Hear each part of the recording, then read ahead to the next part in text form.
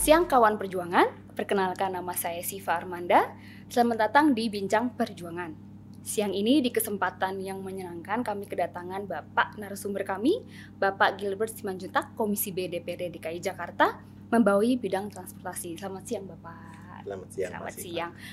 Bapak lagi sibuk apa nih Pak siang ini? Baru selesai rapat paripurna, lanjut ke BAMUS, kemudian lanjut lagi ke rapat internal legislatif. Sesudah itu baru saya kemarin, jadi agak sibuk dari pagi. Sibuk ya Pak ya. Bapak, kita mau bincang tentang transportasi nih Pak ya. Jadi Bapak kan sebagai anggota Komisi B, itu pendapat Bapak mengenai penghargaan Sustainable Transportation Award 2021 itu bagaimana Pak untuk DKI Jakarta sendiri? Ya, tentu kita harus bangga ya sebagai orang DKI, orang Indonesia, kita bangga. Tetapi kita juga mesti bersikap fair dalam melihat ini. Ini penghargaan pribadi atau penghargaan institusi. Kalau penghargaan pribadi boleh diklaim pribadi. Tapi kalau ini penghargaan institusi, penghargaan yang tidak boleh diklaim pribadi, artinya seperti tadi saya sebutkan, mahasiswa yang kuliah itu dapat gelar sarjana kan bukan kemudian pas di hari akhirnya dia skripsi, tidak. Atau per semester, tidak kemudian dia dapat nilai per semester itu karena dia ujian di akhir semester, tidak. Tetapi ada tugas-tugas yang mid semester, kemudian ada tugas-tugas yang lain. Kita tidak menilai kemudian mahasiswa itu nilainya dari ujiannya dia di akhir semester. Sekarang mungkin sudah nggak ada lagi ujian itu. Tetapi kita menilai dia sepanjang satu semester itu. Lalu kemudian kita bagi bobotnya di awal 30%, di pertengahan 30%, 3/4, 30%. Ujian akhir pun kita kasih 30%. Kenapa? Bisa jadi yang bersangkutan itu pas di saat-saat terakhir ujian, dia sakit. Padahal selama 6 bulan, dia luar biasa. Siapa yang tahu? Lalu kemudian nasibnya hanya ditentukan oleh 1 hari. Betul Pak. Jadi kita kasih mesti bobot. Kembali ke penghargaan ini. Apakah ini milik orang yang katanya medsos menggunting pita? Ya enggak dong. Tidak ada yang namanya sustainable itu dalam 1,5 tahun. Sustainable artinya berkelanjutan. Berkelanjutan dari kapan? Berkelanjutan dari sebelumnya, bukan ke depan. Jadi kalau dikatakan sustainable, ya memang mesti periode yang lama. Saya bukan yang mengatakan itu sembarangan. Saya juga pernah mendapat penghargaan 2 internasional. Dan itu saya dapat 15 tahun lebih perjuangan. Jadi butuh waktu, dan itu adalah konsistensi, fokus, kemudian dedikasi. Dan kadang kita juga nggak dihargain orang, yang dilecehkan. Dianggap ngapain lah ini orang begitu. Lalu kemudian dalam waktu 1,5 tahun dinilai dapat sustainable, itu bukan sustainable namanya. Saya kira begitu. Menurut Bapak ini penghargaan ini menggambarkan realita yang terjadi sebetulnya nggak sih Pak di lapangan DKI Jakarta sendiri? Saya kira ini tidak sesuai dengan realita ya. Dan kita akan membuktikan ini nanti bagaimana kalau seandainya ada yang mau melakukan survei. Apa persepsi publik dengan pencapaian ini? Saya juga melihat pada saat Sosper 2 hari yang lalu di 2 tempat. Bukan 2 hari yang lalu, kemarin sebenarnya. Orang-orang yang hadir di dalam Sosper itu, waktu saya tanya apa pendapat kalian mengenai itu, mereka mengatakan kok rasanya tidak sesuai. Itu masyarakat di bawah. Karena mereka masih melihat apa yang kemudian dilakukan oleh kepala daerah sebelumnya itu tidak sesuai dengan harapan mereka dengan kepala daerah sekarang. Saya tahu ini akan menyinggung perasaan yang pendukung yang sekarang, tetapi tidak bisa dihindari akan terjadi benchmarking. Dan benchmarking yang paling mungkin terjadi adalah kepada yang sebelumnya, karena kita belum tahu yang akan datang kan. Pasti akan benchmarking kepada sebelumnya. Contohnya, sekolah yang bagus akan di benchmarking kepada sekolah yang kurang bagus, atau kepada sekolah yang lebih bagus.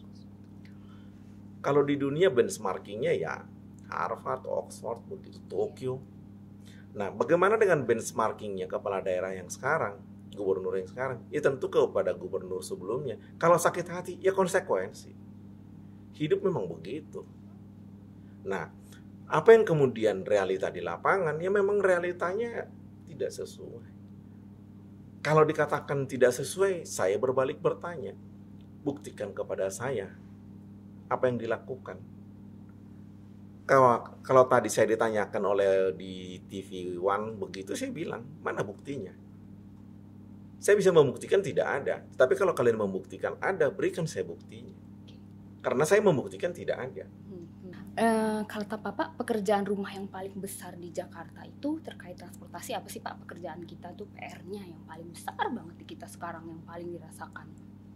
Oke. Apa sih gunanya pemerintah? Gunanya kan mensejahterakan rakyat. Kalau pemerintah tidak mensejahterakan rakyat, sama aja kemudian kita akan seperti hidup di hutan kan. Bagaimana mereka mensejahterakan rakyat? Tentu mereka butuh dana. Dananya dari mana? Dari pajak. Dikembalikanlah pajak yang dipungut itu kepada pendidikan, kesehatan, dan transportasi. Kalau kita ada di negara maju, yang paling terasa buat kita adalah rasa secure. Kita aman di situ. Kenapa bisa aman? Karena kita pergi ke sana ada transportnya dan aman di dalam transport itu.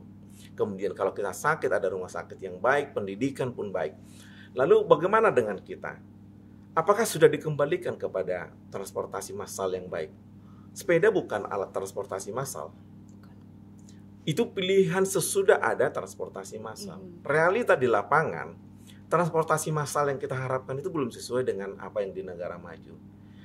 Transportasi massal yang umum di negara maju adalah bus utamanya.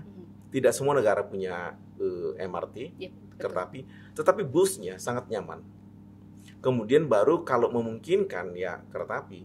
Kereta api jauh lebih murah dan daya angkutnya luar biasa. Kota maju, semua negara itu berkaca kepada Paris dengan sistem kereta api yang paling baik di dunia. Dan itu yang pertama setahu saya.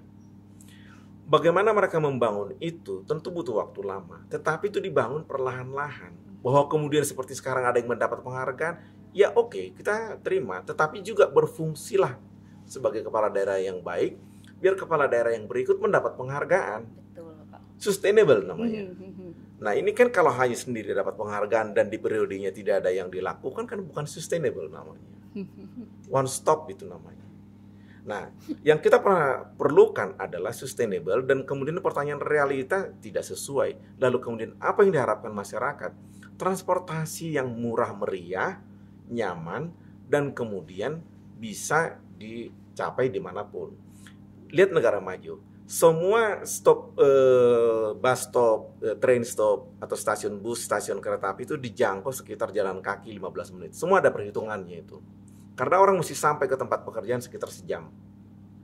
Nah, kalau kemudian dia jalan kaki 15 menit, artinya kalau dia lakukan benar-benar apa yang dia rencanakan dengan Jaklingko, betul-betul terintegrasi, mungkin dengan 5.000 orang dari Ciputat bisa sampai ke Ancol.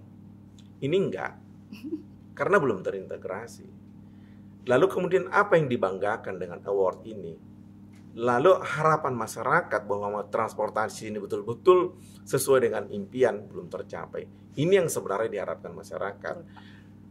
Kalau saja Jaklingko ini benar-benar dijalankan, bukan hanya retorika, tetapi kemudian benar-benar dioperasionalkan, maka motor juga orang mungkin lebih memilih naik Jaklingko.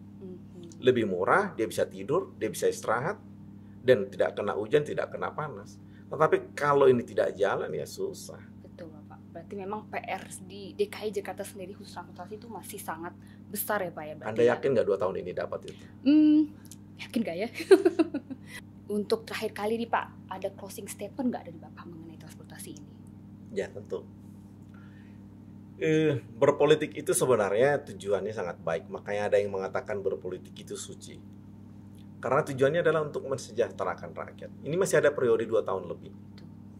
Saya sangat berharap ada buah yang ditinggalkan sebagai semacam legacy ya, warisan, ataupun kemudian semacam kata penutup yang manis lah. 2,5 tahun itu Pak Ahok dulu dalam waktu 3 tahun bisa membuat pencapaian yang luar biasa dengan dana yang lebih kecil dari APBD sekarang. Saya harus mengatakan ini kembali karena kita memerlukan benchmarking. Saya berharap dalam 2,5 tahun ini mungkin nggak sampai sedramatis itu pencapaian.